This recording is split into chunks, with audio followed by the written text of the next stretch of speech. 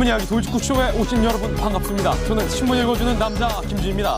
오늘부터 국정감사가 시작됩니다. 그런데 여당이 국감 보이콧을 선언했습니다. 야당 혼자서 국정감사를 치르게 됐습니다. 이 가운데 대선 시기는 똑딱똑딱 빨라지고 있습니다.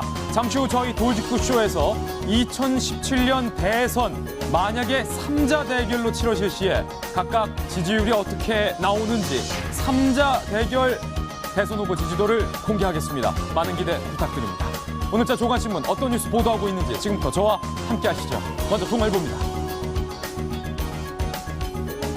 동아일보 일면 사진에 동아일보 일면에서 말하고 싶은 내용이 담겨 있습니다. 새누리당이 어제 심야 의총을 열어서 정세균 국회의장을 규탄했습니다. 의회 주의 파괴자 정세균은 물러가라. 국회의장이 중립을 안 지키고 야당 편을 일방적으로 들었다. 김재수 장관 해임안 관련돼서 새누리당이 이렇게 단단히 화가 나 있습니다. 급기야 오늘 국정감사에 집권 여당이 보이콧을 선언했습니다. 오늘 국감은 파행이 불보듯 뻔한 상황입니다. 잠시 후 자세한 이야기 나눠보겠습니다. 다음 신문입니다. 이번에 한국일보입니다. 바로 이 내용이 한국일보 일면에 실렸는데요. 여당 초유의 국감 보이콧. 해임안이 전면전이다. 여야 그리고 청와대와 야당 간에 김재수 장관 해임안을 두고 전면전이 오늘 펼쳐지고 박근혜 대통령은 그 와중에 이렇게 밝혔습니다. 국회에서 어찌됐든 결의한 해임 건의안에 대해서 김재수 장관 해임안은 수용하지 못한다. 라고 박 대통령은 세 가지 이유를 조목조목 들었는데 과연 대통령이 든 세 가지 이유 과연 무엇인지 야당과 청와대 둘 중 누가 맞는 건지 잠시 후 자세하게 다뤄보겠습니다. 다음 신문입니다. 이번엔 조선일보입니다. 반기문, 문재인, 안철수 3자 대결 시 지지율이 과연 어떻게 나올까요? 반기문 38.5 대 문재인 28.1, 안철수 14.5. 그런데 이 숫자가 다가 아니라는 사실, 이 숫자 뒤에 숨겨진 비하인드 스토리 잠시 후 공개합니다. 다음 신문입니다. 이번엔 경향신문입니다. 오늘 국정감사에서 또 하나의 논란이 될 이슈입니다. 물대포에 쓰러진 지 317일 만에 백남기 씨가 끝내 사망을 했습니다. 안타까운 소식입니다. 그런데 경찰과 유가족 측 부검을 해야 하냐 말아야 하나를 두고 신경전을 벌였습니다. 결국 경찰이 밤늦게 부검영장을 신청했는데 법원에서 이 부검영장 신청에 대해서 과연 어떤 결론을 내렸을까요? 잠시 후 저희 돌직구쇼에서 다뤄보겠습니다. 다음 신문입니다. 이번에 한겨레 신문인데요. 돌리면 나옵니다. 오늘 국감에서 또 하나의 문제가 될 것으로 보입니다. 전선이 여러 군데 있다는 의미입니다.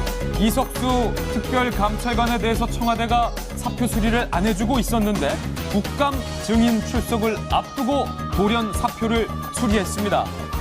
그런데 우병우 수석 거취에는 침묵하고 있다. 이석수 국감 사표는 수사 결과에 따라 처리하겠다라는 입장이었는데 청와대가 국감 증언을 앞두고 사표 수리한 것으로 서둘러 번복한 까닭은 과연 무엇일까요? 일각에서는 모양 빠진다. 이런 비판도 나오고 있습니다. 잠시 후 다뤄봅니다. 다음 신문입니다. 이번엔 서울신문입니다. 지금 여야가 이렇게 싸울 때가 아니라는 사실. 부산과 울산에서 또 가스 냄새가 발견이 됐다는 신고가 접수됐습니다. 지난번 대지진 이전에 신고됐던 내용과 유사합니다. 이것도 지진 전조 아니냐라는 논란이 재점화됐습니다. 오늘 국감에서도 이 지진에 대한 정부 대책이 도마 위에 오를 것으로 보이는데 이 가스 냄새 정체는 무엇일까요? 잠시 후 공개합니다. 다음 신문입니다. 이번엔 중앙일보인데요. 역시 돌리면 나옵니다.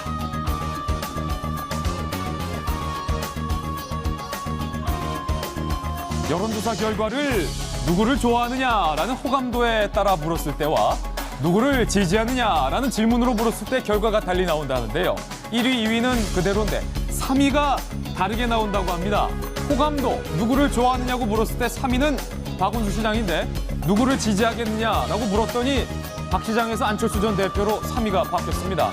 과연 호감도와 지지도 사이에서 누가 웃고 누가 울까요? 잠시 후 저희 돌직구쇼에서 2017년 미리 보는 대선 지지도 결과를 공개하겠습니다.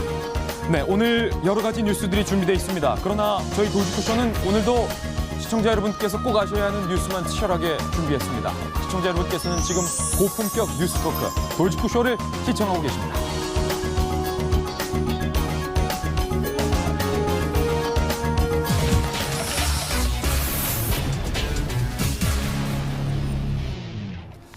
네, 잠시 후 2017년 미리 보는 3자 대결의 가상 지지도 결과를 공개하겠습니다. 많은 기대 부탁드립니다.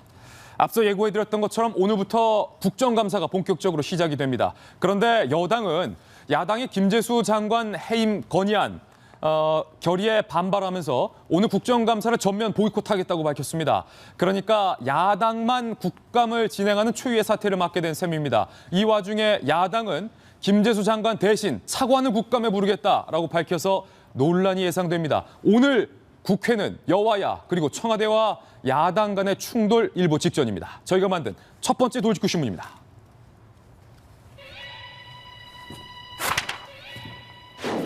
김재수 장관 해임안 의결 그 후 오늘 국정감사 여야 대치 충돌 일보 직전 일촉즉발의 상황입니다. 여당이 국정감사를 왜 전면 보이콧했을까요?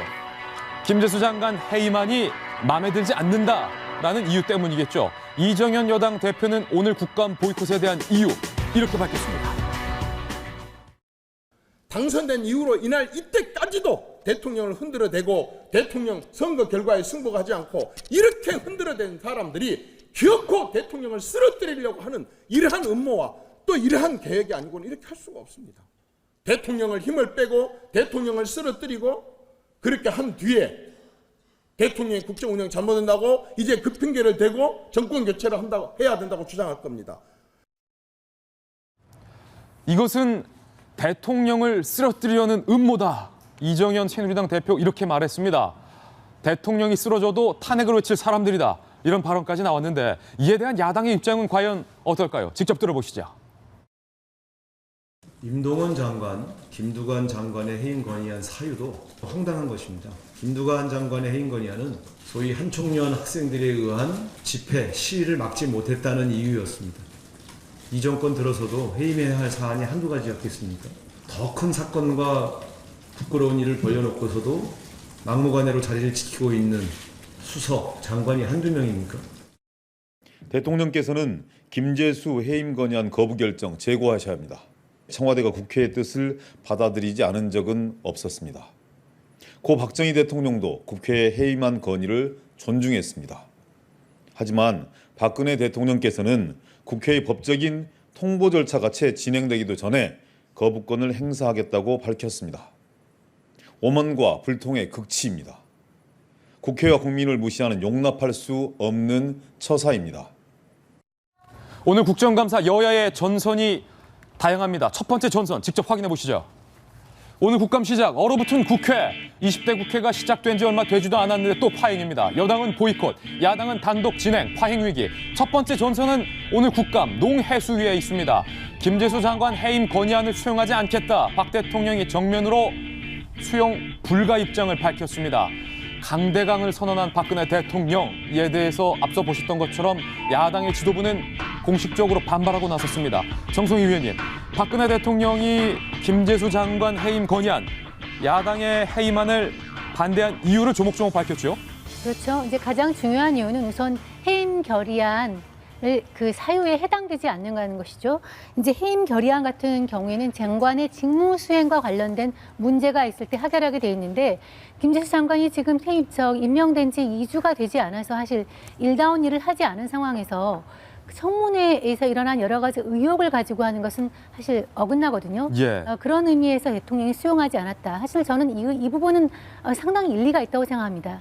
지금까지 5번의 국회에서의 그 장관에 대한 그 해임 결의안이 통과가 된 적이 있었는데 모두 과거에 보면 이제 그 박정희 정부 시절에 예.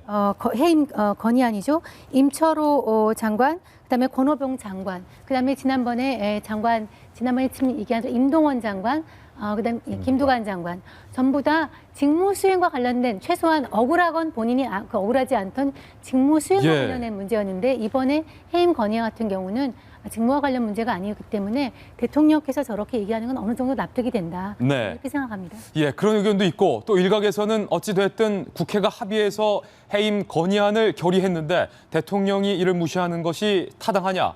아버지 박정희 전 대통령도 무시하지 않았다라는 반론도 만만치 않습니다. 우선 박 대통령이 해임안을 받아들일 수 없는 3가지 이유를 공개했는데 하나씩 살펴보시죠.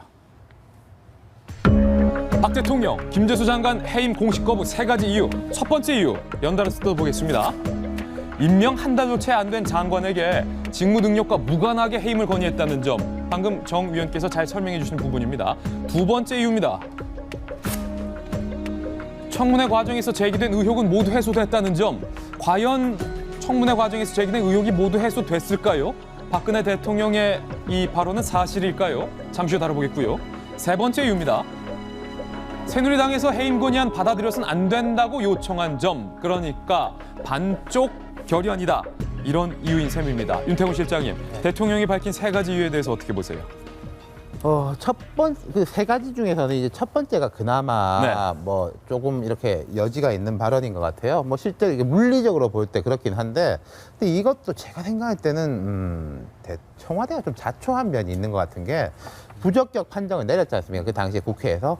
그럼 과거 같은 경우에는 며칠간 냉각기를 조금 두고 그 사람이 이제 좀 해명도 하고 이런 다음에 이게 임명을 하면은 야당도 못 이기는 척 하면서 이게 받아들이고 이제 넘어가고 국감 시작되면 한번 질타하고 가고 이런 식이었는데, 바로 해외에서 전자결제를 했어요. 즉각적으로. 그리고 김재수 장관이 첫 일성이 뭐였습니까? 나를 흑수저라고 무시했다. 법적 대응을 하겠다.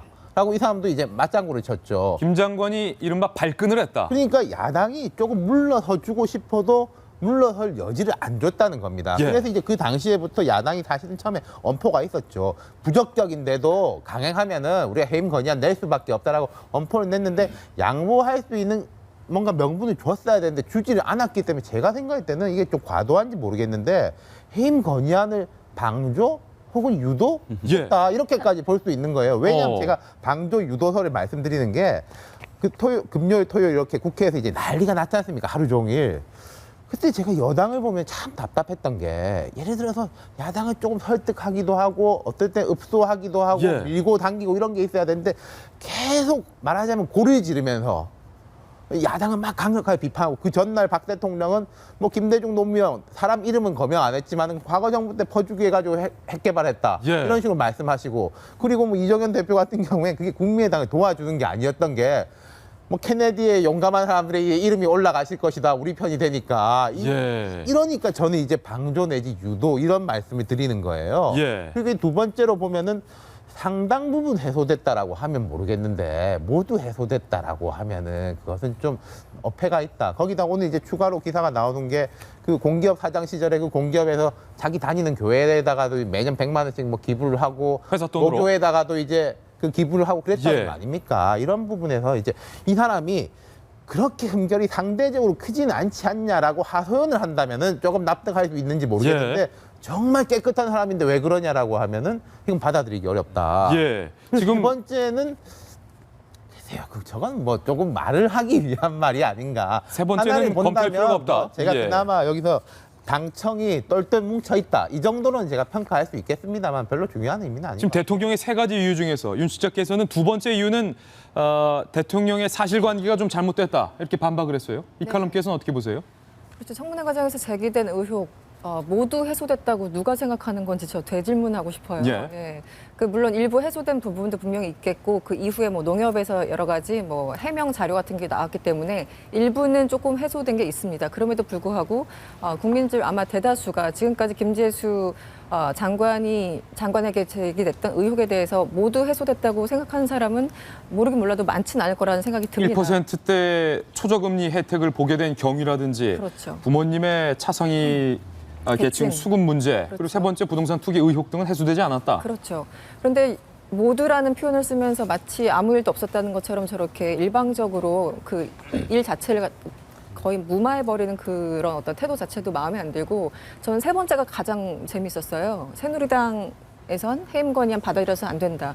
언제부터 청와대가 새누리당의 의견을 저렇게 잘 받아 안았습니까? 언제부터 새누리당을 고려해 줬느냐? 네, 청와대가 새누리당에 지시한 적은 있으나 새누리당에서 올라오는 의견을 받아 안은 적은 제가 기억하기에는 거의 없었다고 봅니다. 가장 황당한 거라고 저는 생각을 하고요. 사실은 오늘 뭐 박 대통령 불멸의 아주 완결판이라고 한겨레 일면에서 제목을 달기도 했습니다만 간단하게 말씀드리면 그겁니다. 21일까지만 해도 국민의당은 이 김재수 장관에 대한 해임 결의안 동참하지 않겠다고 했어요. 의원들이 반대를 했기 때문에 그래서 오히려 이제 우상호 원내대표 같은 경우는 이럴 수 있느냐 화를 냈었죠. 그런데 바로 이제 사단은 그 다음 날부터 난 겁니다. 22일 날 박근혜 대통령이 수석 비서관 회의에서 아까 얘기했던 것처럼 퍼주겠기 때문에 핵 개발했다라는 얘기를 주장을 했었고 또 지금 여러 가지 뭐 최순실 씨에 관련된 의혹을 뭐 확인되지 않은 의혹이라며 거의 뭐 일축하는 그런 분위기로 갔죠. 23일 날은 장관들이 필리버스터를 했어요. 보통 국무위원들은 필리버스터를 하는 자리가 아니라 대답하는 자리고 필리버스터는 국회의원들이 자신들의 어떤 의사를 관철시키기 위해서 시간을 끌기 위한 하나의 제도 아니겠습니까? 그럼에도 불구하고 계속 상황을 악화시켰던 겁니다. 해임 건의안을 야당이 채택하지 못하게 국무위원들 그러니까 장관이 필리버스터를 했다. 그렇죠. 그러니까 지금 국민의당에서 그런 얘기를 해요. 우리가 정말 도와주고 싶어도 해임 건의안을 반대하고 싶어도 도저히 명분이 없더라. 그래서 결국은 대다수 국민의당 의원들이 사실은 해임 건의안에 찬성표를 던진 그런 상황이 돼버린 거죠. 이에 대한 반론, 김병민 전 의원 반론이 있다는데 들어보겠습니다. 반론이라기보다는 왜 새누리당이 이럴 수밖에 없었을까라는 얘기를 조금 드리고 싶은데요. 일단 새누리당이 국회에서 굉장히 이례적으로 대동단결하는 모습들을 아마 많은 국민들이 볼 수 있었을 겁니다. 많은 국민이 아시다시피 새누리당은 친박과 비박으로 개파 간 갈등이 첨예하게 점철돼 있기 때문에 이게 대통령 청와대가 일방적으로 지시를 한다 그래서 그 모든 의원들이 따라가기라고 보기엔 굉장히 어려움이 있거든요. 근데 이 문제에 한해서만큼은 왜 이렇게 극렬하게 반발할 수밖에 없었을까에 대해 얘기를 좀 드리고 싶은데 일단 첫 번째로 김재수 장관에 대한 해임 건의안 문제입니다. 왜냐하면 지난 청문회 과정에서 여러 가지 의혹들이 있었어요. 의혹이 있었던 것도 사실이고 야당에서 무리한 의혹 제기를 해서 사실 알고 보니까 그 의혹이 사실이 아닌 거로 드러난 부분들도 있었고 결과적으로 새누리당이 청문회 과정에 참여하지 않고서 야당이 단독으로 부적격 의견을 청문 보고서에 채택을 했습니다. 그걸 대통령께 전달을 했고 법적 절차에 따라서 대통령은 청문회를 열 수 있지만 적격, 부적격 의견 보고서를 채택한다 하더라도 인사권을 얼마든지 행사할 수 있습니다. 다만 여기서 대통령이 지게 될 짐이라는 거는 정무적 판단에 따라서 여론의 공격을 받게 된다는 거예요. 이미 청문회 보고서 과정에서 부적격 채택을 했음에도 불구하고 김재수 장관에 대해서 임명을 강행한 부분들 거기에서 벌써 여론으로부터 문매를 충분히 맞고 대통령은 내가 여론에서 아무리 나를 질타한다 하더라도 김재수 장관에 대해서 이 정도 의혹만으로 사퇴할 거라고 보진 않는다라고 강행을 했다라는 겁니다. 그럼 거기서 일단은 이 김재수 장관이 직무를 수행할 수 있도록 지켜봐 주는 게 국회의 도리인데 일단 이 측면에서 임기를 시작한 지 얼마 되지도 않은 상황에서 갑자기 해임 건의안을 통과시킨다는 얘기가 나옵니다. 김 장관이 또 더군다나 늦었지만 사과도 했는데 그러니까 저는 사과 여부건 김재수 장관이 마땅하고 못 마땅하고 이거 다 떠나서 임기를 시작했으면 대통령이 인사 고유 권한이기 때문에 장관이 직무를 수행할 수 있게 만들어줘야 돼요. 그리고 나서 장관의 직무 수행 결과가 국민이 안 좋죠. 장관이 지금 대한민국 국민 화나게 하고 제대로 업무 수행 못한 것처럼 이런 결정적인 하자가 있는 것들을 발견한다면 거기서 야당이 충분히 이 장관이 문제가 있다. 해임 건의안을 건의하고 의결할 수 있다는 측면을 볼 수 있는데 여기서 지금 여당이 굉장히 화가 나 있는 측면들을 볼 수밖에 없는 거는 일종의 트집 잡기다라는 거군요. 트집 잡기 플러스 맞거리 교환의 정치가 아닌가라는 건데 여기서 지금 속속들이 드러나고 있는 게 바로 이것 아니겠습니까? 김재수 장관 해임 건의안과 바로 세월호 특조위 연장과 맞바꾸자. 이것도 아니면 어버이연합 청문회 그거와 맞바꾸자. 이런 식의 결과로 가게 되니까 김재수 장관을 사실상 해임 건의하는 부분이 대한민국에 산적해 있는 수많은 문제 중에 그렇게 중요한 거냐? 만약 이거에 대해서 해임 건의안을 통과를 시키는 과정을 이제 성사가 되게 되면 국회 의석수가 결국 여소야대이기 때문에 여기서 밀릴 수 없는 새누리당 입장에서는 극한적으로 나갈 수밖에 없는 결국 국정을 파행시키는 그 원인이 야당에게도 있다라는 식으로 몰아갈 수밖에 없는 새누리당의 입장이 있다. 야당의 해임 건의안이 즉 진정성이 없다. 정치의 딜, 어떤 그런 산물에 불과하다라는 비판이신데 지금 저희 도지쿠쇼 출연자들 사이에서도 의견이 갈리듯이 오늘 국감의 핵은 김재수 장관 해임안입니다. 그런데 앞서 박근혜 대통령이 김재수 장관을 해임안을 거부하면서 이런 노래를 소개해서 이목이 쏠리고 있습니다. 과연 어떤 노래일까? 직접 들어보시죠. 요즘 제가 즐겨 듣는 노래가 두 가지가 있는데 하나는 이제 달리기라는 거고 또 하나는 그 국가대표 그 영화 있잖아요. 거기 주제곡인 버터플라이 그 두 가지를 즐겨 들어요. 그 달리기도 뭐 입술도 바짝바짝 마르고 힘들지만 이미 시작했는데 중간에 관둔다고 그럴 수도 없고 끝까지 하자 뭐 그런 내용이고 또 그 버터플라이도 이렇게 갖고 있는 그 감춰진 날개를 이렇게 활짝 영양을 펴서 날아오르도록 이렇게 격려하는 그런 그 노래인데 달리기, 입술이 바짝바짝 타도 끝까지 달려라. 윤상 씨가 부른 달리기, 과연 어떤 노래인지 직접 들어보시죠. 볼륨을 조금 올려주세요.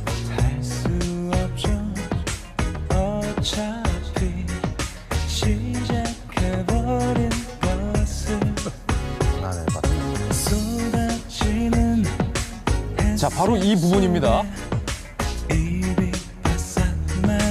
입이 바싹 말라와도 할 수 없죠.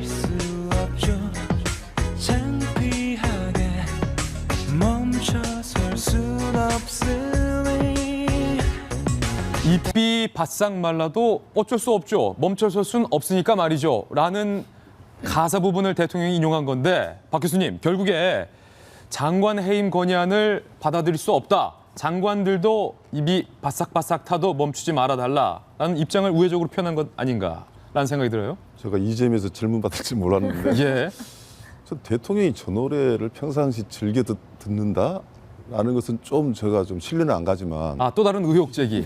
저 가사는 정말로 판소리보다 더 그냥 판에 박은 제대로 저 심정을 이야기하고 있는 것 같은데요. 지금 대통령이 편안하게 말씀을 하지만 좀 흥분이 돼 있고 예. 뭔가 출정식을 하기 위한 그런 뭐 장차관 회의를 또 거쳤던 것 같고 근데 지금 몇 달 전에 정치권에서 야단법석을 요란법석입니까? 야단법석입니까? 뭐 협치를 한다고 이야기했잖아요. 예. 협치라는 것은 딱 두 가지가 따라와줘야 돼요. 하나는 정치적 거래를 할 줄 알아야 되고 그 다음에는 서로 A범절과 상대방이 있다라는 건 파트너십을 가져야 되는데 이건 저는 정말 좀 황당한 것을 많이 봅니다만은 예. 해임 건의안 그러면 일반 사람들은 그냥 건의한 거니까 묵살할 수 있다라고 간단하게 그 국어 사전적으로 해석할 수는 있지만 그런 문제는 아닙니다. 아, 법적으로 해임 건의안은 그냥 건의일 뿐이다가 아니다. 지금까지 해임 건의안이 국회에서 통과됐을 때 받아들이지 않은 대통령은 없었습니다. 예. 어떨 때는 야당이 힘이 세가지고 어떨 때는 또 여당이 이탈표 내지는 반란표가 있어가지고 대통령을 당혹스럽게 한 경우가 많았었는데 다 받아들일 수밖에 없었거든요. 지금 같은 경우는 이제 야당의 힘에 의해서 이제 해임 건의안이 통과됐지 않습니까? 근데 저는 이제 이 자리에서 서로의 의견이 엇갈린 것도 있지만 제가 평상시에 별로 좋아하지 않은 논리인데 양비론을 굳이 펴자면 이제 대통령이 제가 아까 이제 흥분했다라는 부분 하나 지적하고 싶고 특히 이제 이정현 그 당 대표 같은 경우 이러다가는 가만히 있으면은 대통령 탄핵까지도 올 수 있습니다라고 이야기한 것은 예. 과연 누구를 향해서 외치고 있는 것인가 전장판을 늘려놨다는 것이죠. 또 야당 입장에서도 우리 김병민 의원께서 이야기를 했습니다마는 해임 건의안이면 해임 건의안답게 그 조건에 맞춰서 힘을 한번 쓰기는 쓸 수 있는 문제거든요. 예. 그걸 썼어야 되는데 결론적으로는 이 협치와 정다르게 전장터가 넓어져 버렸단 말입니다. 예. 그러면 첫째가 뭡니까?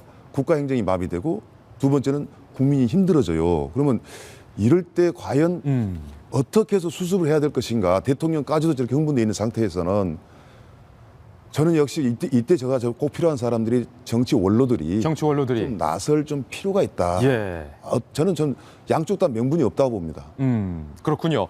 정성희 위원님, 대통령은 김 장관을 끝까지 고수할 수밖에 없다라는 입장이고 야당은 김 장관 해임을 받아들이지 않으면 협치할 수 없다는 입장이고 그러니까 어떻게 해야 됩니까 이제? 외나무 다리에서 지금 치킨 게임을 하고 있는데 네가 물러서라. 둘이 지금 강대강 국면이잖아요. 사실 의외로 아까 우리 정치 원로 얘기를 했지만 원로까지 모셔와도 쉽게 풀릴 수가 있어요. 해결책이 있다. 왜냐하면 이제 문제가 지금 대통령은 비상시국이라고 이제 규정한 상황인데 김재수 장관 때문에 된 거 아니겠습니까? 김재수 장관이 억울한 게 많을 거예요. 아마 제 생각으로는 억울한 게 많을 겁니다. 그렇지만 이런 상황에서 지금 그 국감도 좀 야당 주도로 하게 돼 있고 지금 멈춰져 있는 상황에서 영국이 사방이다 이렇게 막혀있는 상황에서 뚫릴 수 있는 건 하나밖에 없거든요. 김재수 장관이 이제 스스로 억울하지만 물러나게 되면 대통령의 부담도 들어주고 그다음에 야당에도 어느 정도 명분을 주게 되니까 우리 동아일보는 사설 해임안 파문 김재수 장관 전국 경색 막교에 사퇴하라. 억울해서 본인이 그 그 억울함은 있겠지만 예. 돌파구를 마련하기 위해서 본인 스스로 사퇴하는 것 외에는 지금 이 난국에서 물러날 이렇게 해결할 방법이 없는 것 같은 느낌이 듭니다. 김 장관 스스로 사퇴하라. 국감 오늘 여러 전선이 있다고 말씀드렸습니다. 이제 두 번째 전선입니다. 함께 보시죠.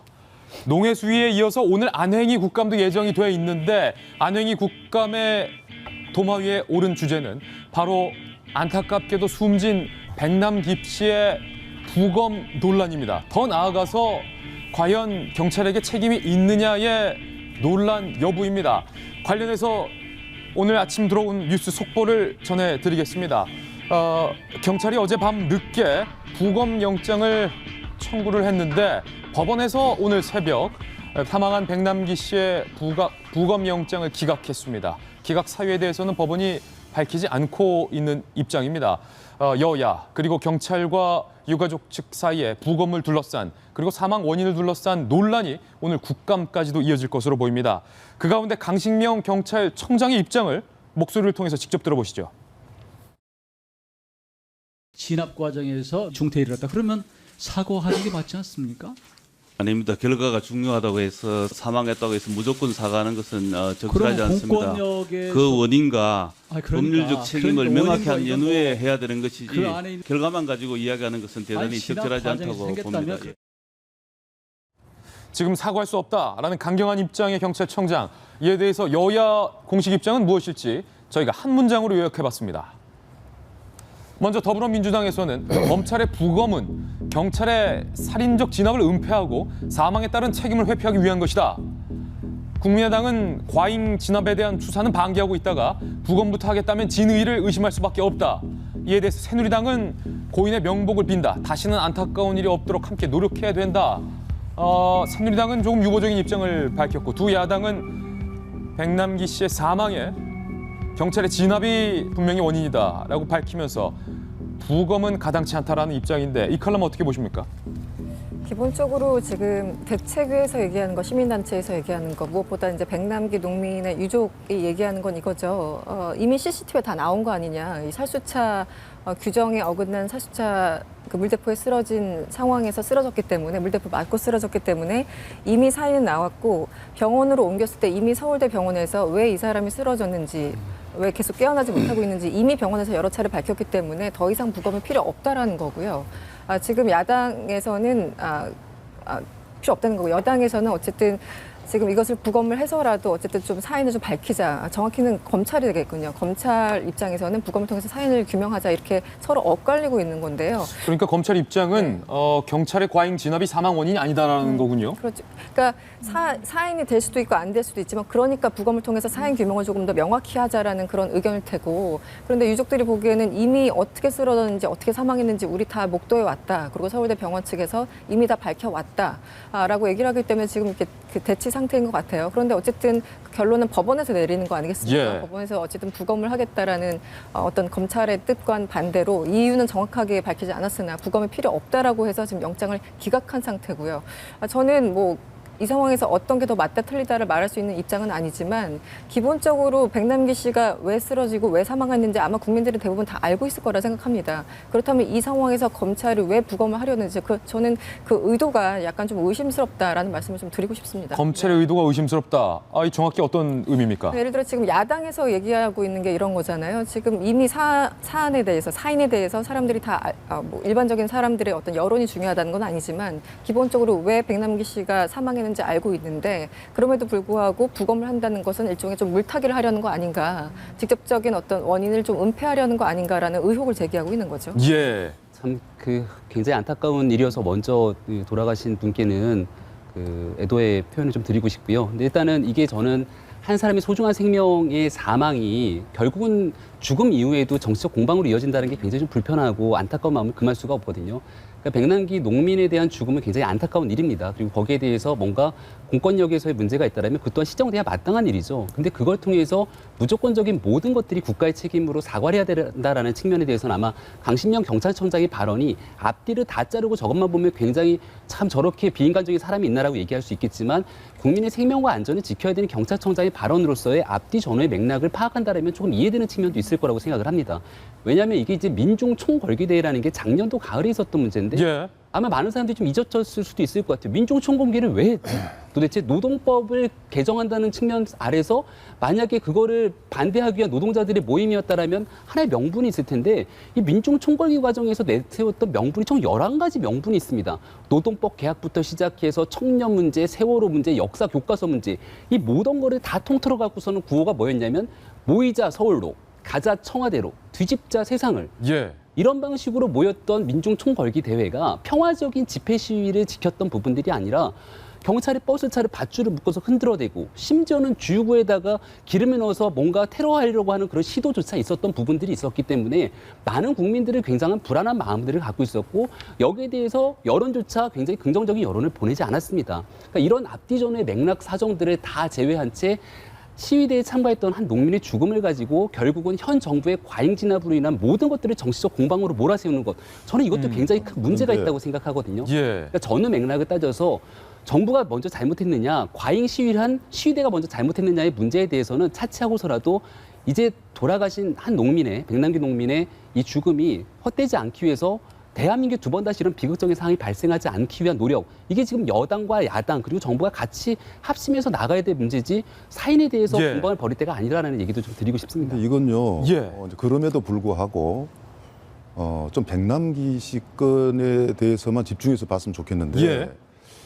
사실 부검을 요청하는 것은 피해자가 죽은 측의 유족이 되게 이제 부검을 요청을 합니다. 근데 경찰에서 그걸 요구한다는 것은 앞뒤 사고를 떠나서 절대 지금 우리 죽음하고 경찰하고 관계없다라는 예. 식의 이야기를 한단 말이죠. 저는 법원에서 그걸 영장을 기각한 건 참 잘했다고 생각합니다. 있을 수 없는 일입니다. 부검 요청을 경찰 측에서 한다? 어떤 상관관계를 밝히냐 이 말이죠. 저는 이제 그 진료 기록은 그대로 이제 그 영장 그걸 받아들였지 않습니까? 예. 진료 기록이 앞으로 재판에 있어서 국가가 얼만큼 피해자한테 보상 내지 배상을 해줄 것인가를 결정을 할 겁니다. 그 정도 기록은 이제 그런 판결을 할 수 있는 문제거든요. 그런데 이 일반 뭐 농민 많은 조건을 그 제시했다지만은 보통 그 백남기 씨 입장에 있는 사람들은 정부에 대해서 많은 요구를 하게 됩니다. 이것을 다 풀어달라는 건 아니에요. 이 사건은 백남기 씨가 물대포를 직사포로 맞았느냐 안 맞았느냐 그 사망이 과연 거기에 관련성이 있느냐 조금이라도 있다면 경찰에서 뭔가 어떤 그 대처 방안이 좀 문제가 있다. 이런 식으로 해서 풀 문제지. 그래서 경찰 측에서도 최소한 새누리당의 멘트는 나왔어야 돼요. 예. 참 안타깝다. 뭐 이런 식이 나왔어야 되는데 부검을 요청을 해달라는 것을 경찰에서 이야기 나왔다는 걸 저는 보고 깜짝 놀랐고 아 사법부는 살아있구나. 저는 이번에 아침에 영장 그 기각한 걸 보고요. 천만다행이라고 생각했습니다. 예. 그러니까요. 저는 이렇게 생각해요. 객관적으로 보면 이제 우리나라가 무슨 저는 그렇게 생각합니다. 사인을 조작하고 뭐 시신을 탈취하고 50시대처럼 그런 시절은 아니라고 생각을 해요. 그런데 왜 지금 부검 논란이 되고 있느냐에 대해서는 두 가지 이유인데 첫 번째 직접적으로 보면 이게 백남기 씨가 이제 사망하신 직후에 아니 이제 무단히 경찰이 한 500명이 서울대 병원 앞을 지켜요. 아무런 폭력적인 게 이제 벌어날 상황도 아닌데 조문을 하러 간 사람들은 뒷문으로 이렇게 들어가고 경찰들한테 왜 여기를 막냐라고 하니까 그냥 이제 묵묵부답입니다. 뭐 질서를 지키기 위해서. 아니 질서를 누가 뭐 어떻게 했습니까? 그러니까 제가 생각할 때 계속 사람들 아까 박 대통령 말씀을 드렸지만은 뭔가 이상하게 고를 지르고 자극하는 듯한 모습이 자꾸 보이는 거가 있는 것이고 그렇기 때문에 이 부검에 대해서 유가족들도 되게 거부감을 느끼고 저는 이제 부검 자체는 합의가 된다면 이런 부분 때문에 부검을 할 수 있겠죠. 지금 과실치사 내지 이제 이런 부분은 이제 피해자라든지 야당 쪽에서 이 경찰에 대해 책임을 물어야 된다고 생각하기 때문에 이 책임을 명확하게 묻기 위해서 부검을 해야 된다. 저는 뭐 그러면은 할 수도 있다라고 생각을 하는데 지금 이제 고를 지르고 있는 게 하나. 그리고 두 가지는 아까 김병민 위원님 말씀에 제가 조금 반박을 하지만은 요구 조건이 11개가 됐건 110개가 됐건 간에요. 폭력 시위를 한 사람 폭력 시위를 한 대로 처벌을 하면 됩니다. 예. 그다음 잡아가지고. 예. 근데 이제 우리 동영상에 나왔다시피 이제 비례성의 원칙이라는 게 있는데 저분이 앞에 이제 가만히 서 있어요. 근데 이제 많이 밝혀졌지 않습니까? 직사로 안면부를 강타를 해가지고 쓰러진 직후에도 몇 초 동안에 물을 계속 직사로 살수했고 그리고 거기에서 구급 처리를 하지 않아가지고 병원에 이송되는데 45분이 걸렸고 이거는 이대로의 이제 팩트인 상황이거든요. 거기에 대해서 집중을 해야 되는 거지 그때 뭐 11개를 했기 때문에 뭐 110개를 했기 때문에 폭력 시위가 있고 그거는 그거대로 하고 이건 이거대로 하는 게 맞다는 거죠. 예. 저는 한 가지 말씀을 드리면 그러니까 지금 말씀하신 것처럼 그냥 구분해서 생각했으면 좋겠습니다. 폭력 시위는 있었던 건 팩트입니다. 폭력 시위가 있었고 민주노총 한상균 위원장에 대해서 5년 검찰이 구형을 했죠. 그리고 처벌을 받고 있습니다. 그렇다면 당시에 그 지침을 위반한 경찰은 지금 무슨 책임을 물었습니까? 이쪽 그 민주노총 사람들은 처벌을 받아야 되는 거고 경찰은 무슨 일을 하더라도 처벌을 받으면 안 된다라는 논리인 건지 지금 굉장히 형평성에 어긋난다는 생각이 들고요. 저는 이제 다른 거 어떤 법적인 것을 다 떠나서 이번 그 사건을 보면서 강신명 청장도 그렇고 박근혜 대통령도 그렇고 전 2002년이었습니까? 그 대구 지하철 참사가 있었잖아요. 당시 노무현 대통령 당선자 신분이었습니다. 당선자 신분이었는데 대구 지하철 참사에 대해서 정말 고통을 느끼겠다. 부끄럽다. 정치인으로서 참 죄인이 된 느낌이다라고 얘기를 했어요. 아직 대통령이 되기도 전의 사람입니다. 그 얘기는 지금 모든 문제를 법과 원칙 이걸 따질 것이 아니라 최소한 국정 운영에 능력이 안 되면 인간에 대한 예의라도 좀 있었으면 좋겠다는 겁니다. 근데 지금 뭐 경찰에 대한 처벌은 당연히 이루어지지 않는 것이 지금 정부에서 당연시가 되고 있는 상황인 거고 청와대나 어떤 경찰들도 전혀 자신들의 어떤 책임에 대해서 그 뒤로 숨으면서 사과 한마디 하지 않고 있는 이 상황에 대해서 얼마나 여론이 반응을 할지 참 저는 궁금합니다. 예. 저도 그 농민의 죽음에 대해서는 우리 오늘 사설도 지적했지만 굉장히 안타깝게 생각합니다. 그런데 아까 오늘은 좀 제가 그 우리 박 교수님 그 얘기를 조금 반박을 하고 싶은데 아까 왜 경찰이 부검을 그 신청을 하냐 뭐 그 오히려 그 법원에서 기각한 거는 잘 된 일이다 이렇게 말씀하셨는데 사실 이게 이 법적인 절차라는 측면에서 이제 부검을 예를 들어서 뭐 법원에서 가족이 반대하기 때문에 이유는 내놓고 않고 있습니다만 가족이 반대하기 때문에 뭐 받아들이지 않은 건 이해가 되지만은 사실 이렇게 댓글이나 이런 걸 많이 올려보면은 네가 한통속 아니냐 국가수나 경찰이 한통속이 아니냐 그러니까 이제 이거를 그 부검에 대해서 반대하는 많은 사람들의 입장이 국가수의 어떤 걸 조작을 하거나 사인을 조작을 하거나 다른 이유를 한다는 걸 많이 근거로 들고 있는데 저는 그건 아니라고 생각합니다. 우리가 아까 얘기했지만 뭔가 이 사인에 대해서 조작을 하거나 이거를 뭐 탈취를 하거나 이런 식으로 다른 어떤 사안을 하는 사안은 아니기 때문에 우리나라의 그 국가수나 이런 거에 대해서는 좀 믿음을 가지셨으면 좋겠어요. 그것이 사인 기각의 이유라고 생각하거나 반대의 이유라고 생각해서는 안 된다고 생각을 하고요. 또 이제 지금 이 백남기 농민 이 대책위원회에서 대통령 사과와 책임자 처벌이 없으면은 그 장례를 치르지 않겠다고 얘기를 하고 있는데 대통령 사과를 요구했군요. 네. 이것도 그렇습니다.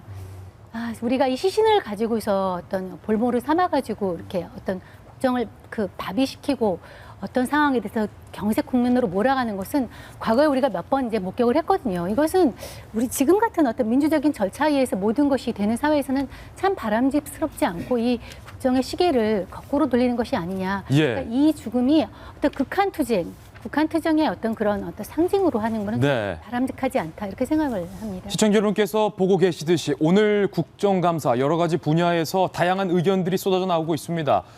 여야의 충돌이 될 수 있는 주제 그리고 전선은 또 있습니다. 세 번째 국감 영역으로 이동해 보시죠. 네, 안행입니다. 지진과 관련돼서 정부의 대책이 과연 있느냐라는 것도 오늘 논란인데요.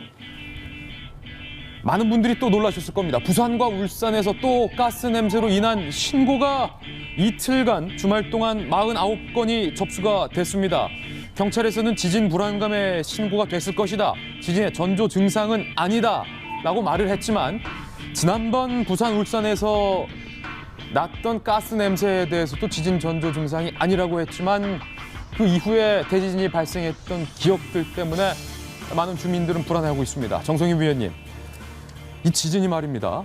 계속된 여진이 있을 것이다라는 예고가 나오면서 정부의 입장이 나오면서 특히 그 지역에 사시는 주민분들뿐만 아니라 많은 분들이 불안해하고 계신데 이번에 신고가 된 가스 냄새의 정체는 또 무엇입니까? 이번에는 좀 명확한 것 같아요. 지금 울산에서는 남구 황송동하고 용현동에서 24일, 25일간 이틀 동안 악취 발생 신고가 36건이나 있었는데 36건 있었던 대부분이 맡은 사람이 노동자들이었고요. 석유화학 단지 공장 내 그 노동자들이었고 화학 연료가 탄 듯한 가스 냄새가 났다. 그리고 이어서 전선이 그 전선 케이블이 타는 냄새가 났다. 아주 심했다 이런 얘기가 있고요. 또 이제 울산뿐만 아니라 부산의 이제 기장에서도 신고리 원전 주변에서 이상한 냄새가 난다 이런 신고가 많이 들어왔다고 합니다. 신고 자체는 이제 한 50여 건 되는데 이것이 사람들이 이제 자라보고 놀란 가슴, 속뚜껑 보고 놀란다고 마침 이제 지진이 강진이 있었고 거기에 따라서 여진이 계속되는 상황에서 이렇게 이제 지진 가스 냄새가 나니까 이것도 이 앞으로 오게 될 어떤 지진의 전조가 아니냐 하는 불안감이 굉장히 확산되는 것 같습니다. 예, 박 교수님, 구름에 대해서도 정부에서는 그 지진 전소상 아니다.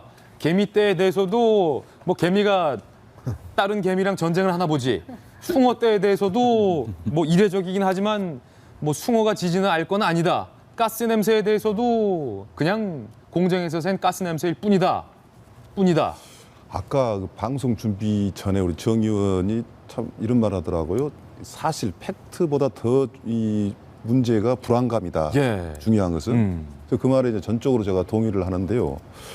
지금 얼마 전에 예비 하나 나왔지 않습니까? 정부에서 하도 지진에 대한 그 시간 알리는 게 늦어서 한 20개 정도 이렇게 SNS가 뜨면 자동으로 지진이 있는 것으로 간주하는 그만큼 사람들의 어떤 그 느낌을 그대로 받아들여서 하다 보니까 지진 나자마자 몇 초 안 지나서 이제 경보기가 울렸다는 연락이 갔다는 거 아닙니까? 예. 그럼 지금이 과연 그 사실에 안 맞을 수도 있어요. 그런데 중요한 것은 뭐냐면 이것은 절대로 정치적인 문제가 아니라 경상도 지역에요. 울산, 부산, 심지어 대구, 포항을 시키다 보면 경제적으로 정말 힘들고 지진 여러 가지 문제가 겹쳐 있기 때문에 저 지역에서는 그 괴담 이상의 것이 저는 나올 수밖에 없다고 보고요. 예. 저는요 정말 이 여진이 있을 것이다 없을 것이다 몇몇 사람이 이야기한 게 아니라 이것이야말로 본격적으로 이 조사 연구를 해서 옛날 세월호 같이 뭐 예국의 전문가를 불러가지고 서로 조사하게 되면 일단 국민들이 저 정도 사람들이 연구를 하고 특히 우리 일본 싫더라도 일본에 가장 전문가 많을 거 아닙니까? 예. 그분들 모셔가지고 조사를 시키면 일단 괴담을 만들고 싶어도 불안감이 생기기 전에 어떤 신뢰를 가질 거 아닙니까? 예. 그런 것을 저는 좀 본격적으로 했으면 좋죠. 뭐 지질연구원 뭐 기상청 열심히 하고 있지만 여진 몇이다 이게요 괴담을 잡을 정도의 대응은 전혀 저는 이제 없다고 보기 때문에 좀 당연하게 저는 나올 수밖에 없는 이야기라고 봅니다. 앞서 국민안전처 장관의 해명이 여론의 문매를 맞았습니다. 어떤 의혹에 대해서도 우리 탓 아니다, 국민안전처 탓 아니다, 네 탓이다라고 일삼는 발언 때문이었는데 그래서 국민 면피처가 아니냐라는 국민들의 비판도 있었습니다. 정부가 이런 대응을 보이니 이런 괴담에 국민들이 불안해하는 것 아닐까라는 안타까움도 듭니다. 오늘 예정돼 있는 국정감사 저희 돌직구쇼를 통해서 미리 살펴보셨습니다. 이번엔 저희가 준비한 다음 돌직구 신문으로 이동하겠습니다. 과연 어떤 뉴스일지 직접 만나보시죠. 네, 사이드 톱 기사입니다. 많은 분들이 기다리셨을 텐데요. 예고해드렸던 것처럼 돌직구쇼에서만 만날 수 있는 빨라지는 2017 대선 시계. 오늘은 유력 대선 주자 3자 대결의 가상 대결 결과, 지지도 결과를 준비했습니다. 저희 돌직구쇼에서 여러분께서는 2017년 대선에 대한 흐름을 돌직구쇼에서만 만날 수 있습니다. 빨라지는 대선 시계 2017. 오늘 저희가 준비한 여론조사 결과를 지금 공개합니다. 과연 누가 대통령이 될 것인가? 그리고 올해 채널A 대선 개표 방송은 김진 앵커가 진행할 수 있을 것인가가 초유의 관심사인데요. 먼저 호감도와 지지도 중에서 지지도 데이터 결과부터 자세하게 보겠습니다. 함께 보시죠. 이렇게 물었습니다. 다음 대통령으로 누구를 지지하십니까? 라고 물었을 때 1위는 반기문 유엔 사무총장이 32.7%, 그리고 2위는 문재인 전 대표가 17.3%, 3위는 안철수 전 대표가 8.1%, 그 뒤를 이어서 박원순 4.2%, 김무성 3.9%, 오세훈 3.7%, 손학규 3.2%, 이재명 2.7%, 유승민 2.5%, 안희정 2.4%, 김부겸 1.5%, 남경필 1.1%, 원희룡 0.4%의 지지율 순을 보였습니다. 주목해서 볼 만한 건 다음 대통령으로 누구를 지지하십니까? 라는 질문에 대해서 상위 1, 2, 3위는 반기문, 문재인, 안철수 세 분이 했다는 겁니다. 그런데 질문이 바뀐다면 순위는 어떻게 달라질까요? 대통령으로 누구를 지지하십니까? 라는 질문이 아니라 얼마나 호감을 느끼십니까? 누구를 좋아하십니까? 라고 질문을 바꿨더니 응답 결과와 지지율 결과가 다르게 나왔습니다. 1위, 호감을 느끼는 정치인 1위는 반기문 사무총장 63%, 그리고 2위는 문재인 전 대표가 49.3%로 많은 분들이 호감을 느낀다. 그런데 3위가 바뀌었습니다. 대통령으로 누굴 지지하느냐라는 질문에는 안철수 전 대표가, 그런데 얼마나 호감을 느끼냐라는 질문에는 박 시장이 46.6%, 안철수 전 대표 46.4%, 미비한 차이. 그 뒤는 김부겸, 유승민 순으로 일치했습니다. 그렇다면 가상 대결, 세 명이서 대통령 선거를 붙었을 때는 과연 누가 이길까? 그리고 그 세 명은 누구일까? 이 가정을 했을 때 가상 대결을 저희가 준비했는데 그 결과도 지금 공개하겠습니다. 마치 2017년 대선 여론조사 결과를 공개하는 것과 같은데 대선 후보 3자 대결 첫 번째 경우의 수입니다. 함께 보시죠. 반기문, 문재인, 안철수 대표 3자 대결 첫 번째 결과를 함께 보겠습니다. 1위는 반기문 총장이 차지했습니다. 38.5%. 그리고 2위는 문재인 전 대표가 28.1%, 안철수 전 대표가 14.5%를 차지했습니다. 그렇다면 3자 대결에서 문재인 전 대표가 아니라 박원순 시장으로 바뀌었을 때는 결과가 어떻게 나올지 공개합니다. 3자 대결 두 번째 경우의 수, 반 총장이 39.2%로 1위, 박원순 시장이 22.5%, 안철수 전 대표가 17.9%. 그렇다면 박 시장이 아니라 안희정 지사라면 어떨까?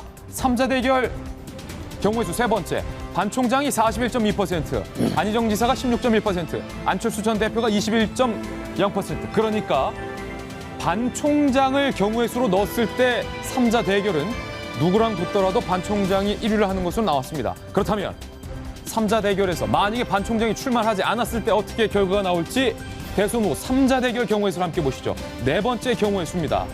반 총장이 빠지고 김무성 전 대표가 들어갔을 때 김무성 16.1, 문재인 전 대표가 33.5%로 1위, 안철수 전 대표가 23.3, 김무성 전 대표 대신 유승민 의원이 들어간다면 어떻게 될까? 3자 대결 경우의 수 다섯 번째, 유승민 18.3 대 문재인 30.8, 안철수 22.4로 역시 문재인 전 대표의 우세. 만약에 유승민 의원이 아니라 오세훈 전 시장이면 어떨까?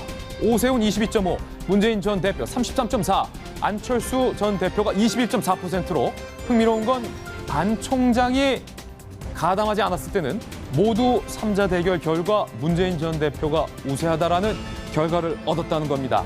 마치 이러니까 정말로 2017년 대선 방송을 중계하는 것 같다는 생각도 드는데 윤 실장이 네. 자 이제 해설 타임.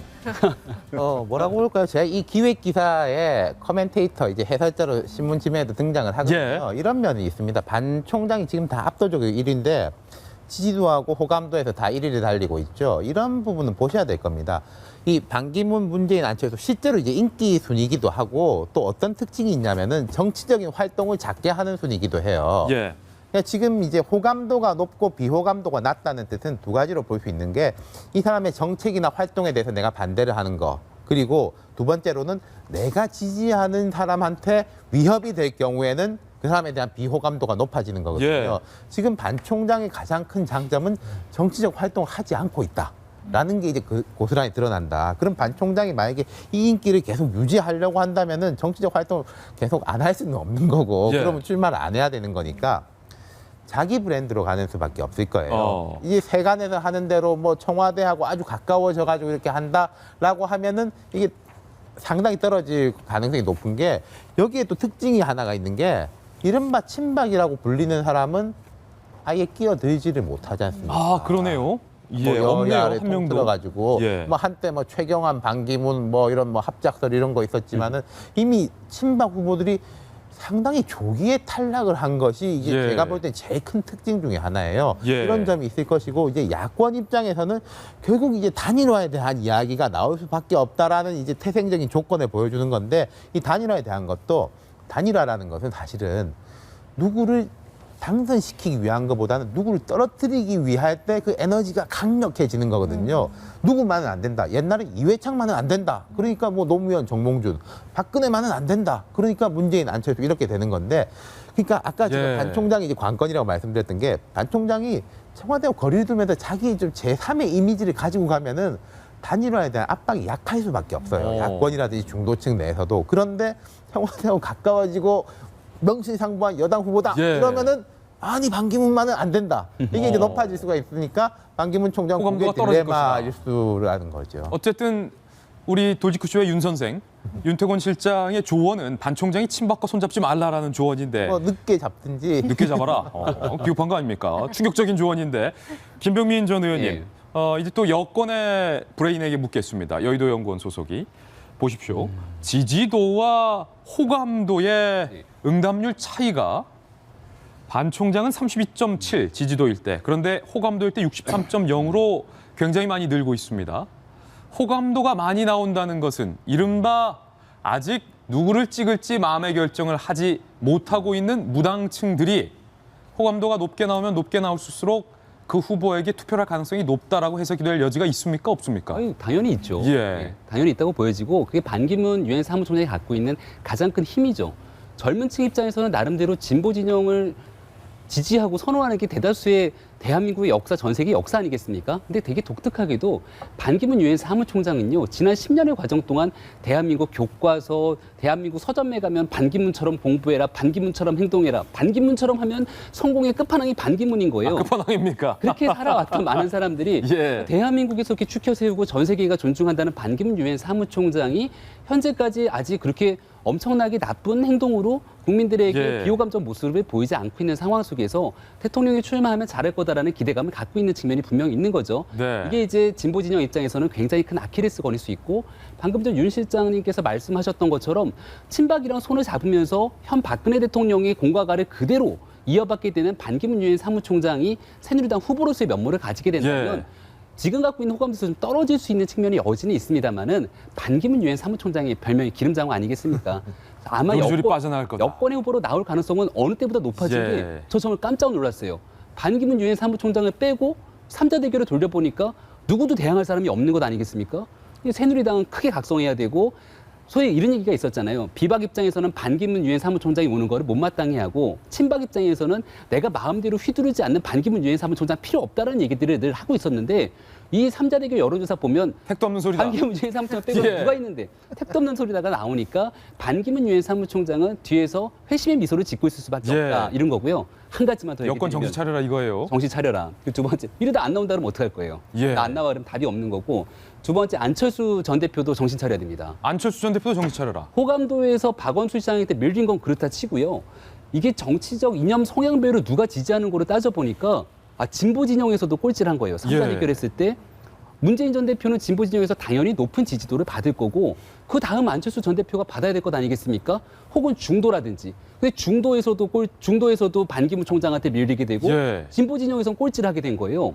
그러니까 지금 안철수 전 대표가 은거하고 기댈 곳이 어디 있는가? 지금 여기에 대해서 국민의당을 바라보는 대다수의 언론의 주요 논점이 갈팡질팡, 예. 이런 얘기를 하거든요. 그러니까 안철수 전 대표는 내가 대권 주자가 되기 위해서 어느 편에 서야 될지를 공고히 해야 되는데, 그거를 제대로 못하고 있으니까 결국 보수, 중도, 진보 어디에서도 지지를 받지 못하는 상황이 왔기 때문에 본인이 정확히 가고자 하는 지점을 먼저 선정한 뒤에 여론이 따라오길 만들어야지, 여론의 향배를 보고 따라가다가는 예. 대통령 선거 더 어려워진다, 이런 얘기 드리고 싶습니다. 바로 이 부분을 정 의원님께 제가 좀 질문을 드리고 싶은데, 굉장히 흥미로운 결과입니다. 호감도 결과에서는 박원순 시장이 안철수 전 대표를 앞섰어요. 그러니까 박 시장이 호감이지만 밑으로 내려가면 대통령감은 아니다, 뭐 그런 얘기입니까? 지금 현재 여론조사에서 이제 흔히 하는 말로 제일 먼저 오른 게 인지도입니다. 일단 알아야 되잖아요. 인지도 다음에 호감도예요. 알게 되면 이제 좋아하게 되고, 좋아하게 되면 이제 지지를 하게 돼서 세 가지 수순으로 가야 되니까 사실 이거 이렇게 바뀌었습니다. 아니, 맞죠? 호감을 한 다음에, 호감된 다음에 이제 지지도를 봐야 되니까 이게 선행지수로 봐야 되죠. 예. 그러니까 이제 선행지수로 볼 때 재미난 결과가 사실 박원순 그 시장과하고 안철수 그 의원 같은 경우는 사실 비슷하다고 볼 수 있어요. 예. 0.2%는 그 의미 있는 차이는 아닌데, 지지도는 2배 이상 그렇군요. 차이가 나거든요. 호감도는 비슷하고 예. 아래로 내려보면 지지율은 차이가 그래도 꽤 많이 난다. 네, 그렇죠. 그러니까 호감도에 대해서는 이제 같은 예. 이렇게 비율을 가지고 있는데, 지지도가 이렇게 차이가 난다는 것은 지지도라고 할 때는 이념 성향과 예. 그다음에 이제 대통령이 됐을 때의 능력, 이런 것들을 다 보면서 하는데, 여기에서 지금 박원순 시장 같은 경우는 많이 보여주지 못하고 있다 하는 걸 이제 볼 수가 있고요. 그리고 이제 그 또 다른 이유는 이제 문재인 의원 전 의원하고 박원순 시장은 같은 더불어민주당 대표 내에서 이제 경쟁을 하니까 이거를 표를 이제 갈라먹게 되는 거죠. 갈랐다. 그러니까 예. 그 차이도 큰 것 같아요. 그래서 그리고 또 한 가지 볼 게 되는 비호감도인데요. 예. 호감도 못지않게 이제 비호감도를 보면은 정말 만만치 않습니다. 아, 가로가 비호감도군요. 예, 그 반기문 유엔 사무총장을 제외하고는 호감도보다 비호감도가 더 높은 후보들이 많거든요. 다 비호감이네요. 그렇죠. 그러니까 지금 이제 미국 예. 대선이 오늘 밤에 이제 토론이 있지만은 누가 비호감이냐를 가지고 이제 승부를 보게 되는데 우리나라 대선 같은 경우도 내년에 비호감이 예. 승부의 관건이 될 가능성이 커진다는 걸 볼 수 있겠습니다. 비호감이 1등은 원희룡 지사, 2등이 김무성 전 대표, 3등이 오세훈 시장. 거꾸로 비호감도가 가는데 오늘 하이라이트 3자 대결 여론조사 결과에 대해서 정치 전문가인 박상철 교수님께서는 어떻게 보십니까? 반 총장이 출마를 하면 모든 경우의 수에서 반 총장이 우세하고 만약에 불출마를 하면 모든 경우의 수에서 문재인 전 대표가 우세한데.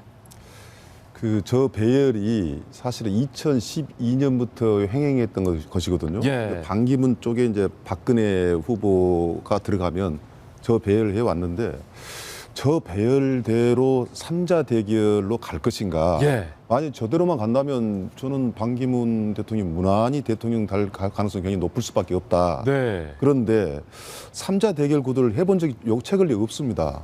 과연 내년에 양자 대결로 갈 것인가. 단일화를 할 것인가? 아니면 뭐 3자 대결은 물론이고 4자 대결로 갈 것인가. 예. 뭐 제3지대도 한 두 군데 생길 수도 있는 문제 아니겠습니까? 그렇다면은 제가 문재인 대표 측에 뭐 어느 정도 책사한 사람한테 물어봤어요. 예. 문재인 대표는 대통령 후보가 꼭 될 것 같은데 누가 제일 두렵느냐? 누가 제일 두렵다 알겠어요? 문재인 전 대표가 측이 답한 제일 두려운 상대. 두려운 사람. 반 총장 아닐까요? 아니에요. 아니에요. 야당이 지금 약간은 뭐냐면 자신만만한 게 그 정확하게 예측대로 갈지 모르겠지만 뭐 검증이 안 됐다는 예. 거 어쩌서 반기문에 대한 그 지지율은 곧 떨어질 수도 있다라고 생각하고 오히려 유승민 이 후보가 된다면 예. 뭐 박근혜 대통령이 밀어주지 않더라도 돼버린다면 그 힘이야말로 엄청 클 수밖에 없지 않겠느냐. 지금 3자 대결 5번째 경우의 수가 바로 말씀하신 그 경우의 수인데. 예, 그걸 이제 본격적으로 해석하려는 게 아니고 예. 변수는 그럴 것 같아요. 역시 어떤 당이 내년에 대세로 가느냐. 예. 그다음에 어느 지역이 즉 TK 호남 받지 않습니까? 반기문 후보에서 호남에서 유독 반대한 이유가 뭐겠어요? 반기문 얼마나 알겠습니까?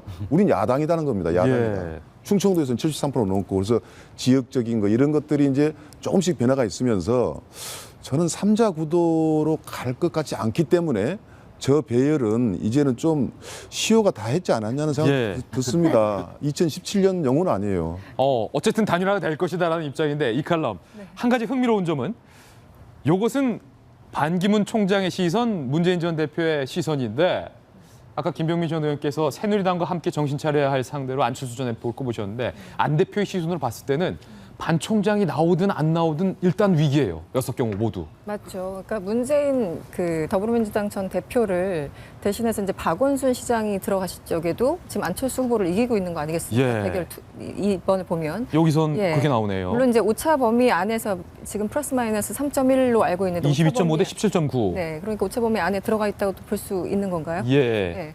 그런데 저는 기본적으로 이제 박원순 시장이 더불어민주당 소속이잖아요. 그래서 이제 그 기본적인 지지율이 유지되고 있는 것 같은데 아마 안철수 전 대표 입장에서는 지금 이 결과가 굉장히 좀 아플 겁니다. 어쨌든 박원순 시장과 안철수 전 대표의 어떤 관계라는 걸 여러분들이 너무 잘 알고 계시는 거고 이 와중에 박원순 시장한테까지 내가 밀린다라는 어떤 결과를 받아들였을 때 안철수 전 대표가 어떤 생각을 할지 그것도 참 궁금한데요.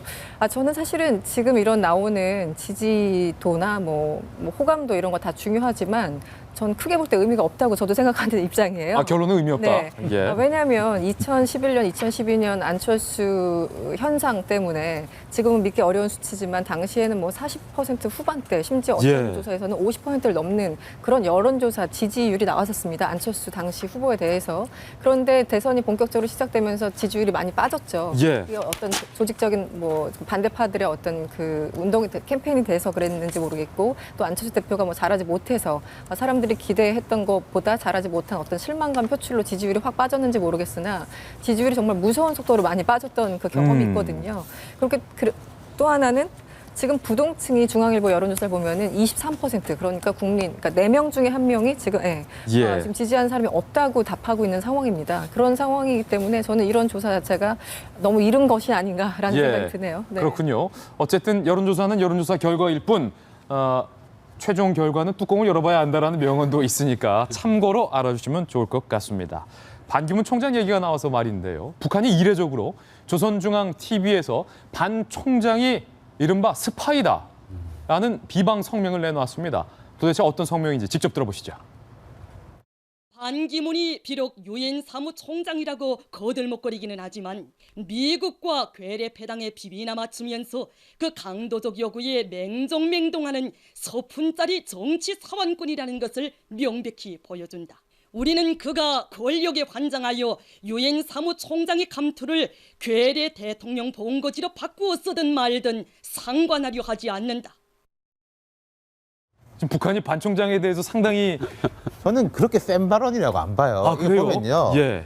미국이라든지 한국이 지금 하는데 따라가고 있지 않냐, 너는 이렇게 한 거고, 두 번째는 대통령이 되든 말든 상관하지 않는다라고 했지 않습니까? 절대로 뭐 대통령이 되면 안 된다가 아니기 때문에 제가 볼 때 북한이 반 총장이 작년에 이제 한번 가려고 했었잖아요. 그런 부분에서 볼 때 썩 마음에는 안 들겠지만은 그렇다고 해도 예를 들어 지금 한국 정부를 대하듯이 하는 거하고 조금 온도차를 두고 있다. 하나 여지를 열어두고 있다. 그렇게 보이는 이제 논평이네요. 그렇군요. 그러니까 북한이 예스도 아니지만 노도 아닌 뭐 상관치 않는다. 애매모호한 반응이다. 아무래도 조선중앙TV가 저희 돌직구쇼에 빨라지는 대선시계 2017을 보는 것이 아닌가라는 생각이 듭니다. 2017 대선시계 여기까지 준비했습니다. 이번엔 저희 돌직구쇼에서만 만날 수 있는 또 하나의 코너죠. 신문 속 사람들의 동향에 집중을 해보는 이른바 신사동 그 사람. 오늘도 여러분의 그 사람들 나오셨습니다. 첫 번째 신사동을 만나보시죠.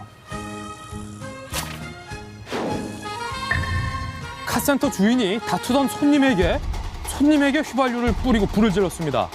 결국 그 손님은 안타깝게도 사망했습니다. 그런데 말다툼의 이유가 황당했습니다. 김경목 기자가 취재했습니다. 반쯤 벗은 차림에 온몸이 그을린 채 황급히 건물로 들어가는 한 남성. 잠시 후 비틀거리며 다시 길거리로 나와 구조를 요청합니다. 서울 금천구의 한 카센터에서 불이 난 것은 그젯밤 6시 반쯤. 카센터 주인 55살 권모 씨가 차량 수리 문제로 다투던 손님 32살 광모 씨를 향해 휘발유를 뿌리고 불을 지른 겁니다. 손님 곽 씨가 문제의 카센터에서 차량 수리 도중 내비게이션이 고장났다고 항의하면서 시비가 붙은 것. 항의가 2시간가량 이어지자 카센터 주인 권 씨는 화를 참지 못하고 이 인근 주유소에서 휘발유를 사온 뒤 이곳 자신의 카센터에서 범행을 저질렀습니다. 이 범벅이 터져서 나와서 여기 와시고 이 정식을 다 막 뒤집쓴 거였는데 여기가 다 물바다가 피바다가 난리가 났었지. 곽 씨는 3도 화상을 입고 병원으로 이송됐지만 끝내 숨졌습니다. 너 죽고 나 죽자 뭐 이렇게 생각할게요. 경찰은 곽 씨에 대해 방화 치사 혐의로 구속영장을 신청했습니다. 채널A 뉴스 김경목입니다. 윤태곤 실장님, AS를 요구한 항목이 내비게이션 AS 요구인데 그걸 또 카센터 요구했다고요? 뭐 사실관계를 이것만 봐서는 알기 어렵지만 이런 것 같아요. 차량 수리를 맡겼는데 그 이후에 내비게이션이 안 됐다. 그럼 이 차량 소유주 입장에서는 차 수리하다가 뭐 잘못 건드려가지고 이렇게 된 거 아닌가 했을 것 같고, 이 카센터 입장에서는 그쪽은 이제 우리하고 상관없는 건데 왜 우리한테 이렇게 하냐라는 식의 이제 시비가 며칠 동안 붙은 것 같은데. 근데 아무리 그렇다고 해도 이건 좀 너무나 끔찍하죠. 가끔 그런 뉴스는 본 적이 있어요. 어릴 때부터 겁준다고 확 막 기름을 끼얹는다든지 이런 식은 있었지만 기름을 끼얹고 불을 붙이는 건 이분이 분노 조절 장애가 아닌가 싶을 정도로 업주가 참 끔찍한 사안이네요. 뭐라고 말을 하기가 어렵습니다. 그러게 말입니다. 경찰은 이 해당 카센터 사장에 대해서 방화 치사 혐의로 구속영장을 신청한 상황입니다. 정말 있어서는 안 되는 끔찍한 일이 발생을 했습니다. 신사동 그 사람, 이번엔 두 번째 신사동으로 이동하겠습니다. 만나보시죠. 미국의 대선 TV 토론. 돌직구쇼에서 2017 대선 시기했다고 한국 대선도 얼마 안 남은 것 같지만 사실은 미국 대선이 정말 초읽기입니다. 드디어 내일 새벽 미 대선 TV 토론이 시작됩니다. 트럼프와 힐러리 클린턴이 미국 텔레비전에서 정면으로 맞붙게 되는 셈인데 트럼프가 이게 치사한가요? 영리한가요? 힐러리 클린턴의 남편인 빌 클린턴 전 대통령과 내연 관계에 있었던 여성들의 이름을 거들먹거리면서 토론회에 초청하겠다. 예, 초청하겠다 그래서 이제 플라워스 같은 경우는 이제 그 클린턴이 아칸서스 주지사를 할 때 12년간 이제 관계를 맺고 있던 나이트클럽 가수인데요. 근데 이제 그 사람이 빌 클린턴도 참 그거에 대해서 이제 예. 힐러리 클린턴이 그 여자를 고소했어요. 아니 저 거짓말장이라고 그런 적이 없다고 하니까 이 사람이 그 힐러리에 대해서 이제 소송을 한 적도 있고 그러니까 나오겠다 그랬는데 예. 방금 전에 들어온 소식 결국 안 나오게 됐다. 뉴스 속보 나오지 않는 것으로. 예. 네, 왜냐하면 근데 이제 그 트럼프 같은 경우 얻을 건 다 얻었어요. 왜냐하면 나온다 안 나온다 한 걸로 해서 이미 클린턴이 여자 관계가 복잡하다는 얘기는 이제 많은 그 유권자들의 각인을 시켰기 때문에 효과는 예. 다 보고 안 나오기로 했는데 안 나오기로 하는 데는 그런 이유도 있는 것 같아요. 트럼프 같은 경우도 3번 결혼을 했거든요. 예. 첫 번째 부인이 이바나라는 모델이었고 두 번째도 이제 주로 연애 계통에 있는 사람인데 두 번째 결혼도 첫 번째 결혼에서 외도했던 상대와 결혼한 거예요. 예. 그러니까 이제 본인이 그렇게 여자 문제를 불러놓으면 본인도 그렇게 떳떳하지 않기 때문에 예. 여자들의 반감을 불러일으킬 것 같은 예. 그런 이제 보도가 나오고 있는데요. 그래서 그랬는지 어쨌든지 효과는 다 보고 했는데 이건이 여담이지만 정말 굉장한 이벤트죠. 1차 TV 토론. 근데 이제 정책보다는 우리랑 비슷하게 상대방의 약점을 공격하는 네거티브 토론이 될 것 예. 같습니다.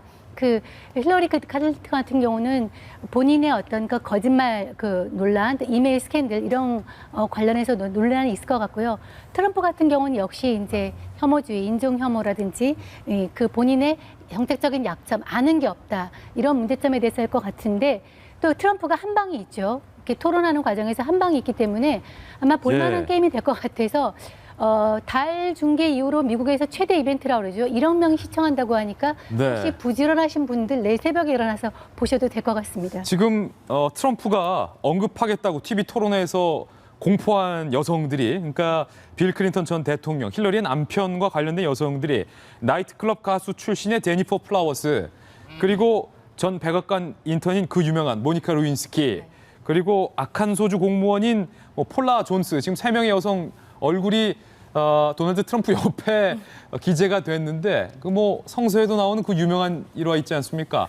이 중에서 죄 없는 자만 돌 던져라 했더니 아무도 돌 못 던진다. 트럼프가 과연 돌 던질 만한 처지인가? 예, 정확한 지적을 하셨습니다. 그런데 이제 토론이라는 거는 논리 대결, 정책 예. 대결, 합리성 대결도 있지만 사실은 상대방을 약올리면서 약점을 파고드는 부분들이 분명히 있잖아요. 그것도 전략이다. 그것도 전략이죠. 예. 그래서 상대방의 심계를 굉장히 불편하게 해서 하고 싶은 말을 제대로 못하게 하는 것도 전략인데 트럼프 막말 유명하잖아요. 가장 잘할 수 있는 사람이 바로 트럼프라고 저는 생각을 합니다. 약 올리는 건 트럼프가 최고다. 그렇죠. 예. 거친 언사와 막말 그리고 논리와는 전혀 무관한 어떤 그런 논쟁점을 가지고 얘기를 하는데 어떻게 보면은 힐러리는 더 불리하죠. 왜냐하면 힐러리는 굉장히 논리적인 사람이기 때문에 그러니까 제가 저번에도 한번 말씀드렸듯이 세상에서 가장 무서운 사람이 무식한 사람이라고 있잖아요. 예. 논리로 접근하는 힐러리와 막말로 접근하는 트럼프를 봤을 적에 대화가 안 되죠, 두 대화 사람이. 자체가 안 되는 거죠. 예. 그래서 만약에 그것을 위해서 이제 그 방송 전부터 저렇게 힐러리가 민감해하는 여성들의 이름을 나열하면서 마치 초청할 것처럼 얘기한 것이 아닌가라는 생각이 드는데요. 네. 운띄우기다. 한국 정치 전문가께서 제가 알기로 미국 정치도 해설이 가능한 걸로 알고 있는데 누가 될까요, 결국에 트럼프랑 힐러리? 내일 한번 재밌게 관전을 예. 할 필요가 있다고 보는데요. 지금 트럼프가 이길 수도 있다라고 예측한 사람도 나오기 때문에 미국 선거가 이제 흥미진진한 거예요. 예. 지금 이제 네거티브 캠페인이라는 것이 네거티브 선거 방식이 통할 때가 있고 안 통할 때가 있습니다. 우리나라 같은 경우도 개인 신상 공격은 아니지만 지역 감정이라든가 혹은 이념적으로 좌파다 우파다 해서 재미를 본 경우가 있는데 저는 트럼프는 좀 위험한 게 첫째 너무나 사적인 데 집착을 하고 있고 또 하나는 예. 네거티브는 주변에서 해줘야 돼요. 본인이 하지 말고. 본인이 하는 순간 엎어치기를 당하거든요.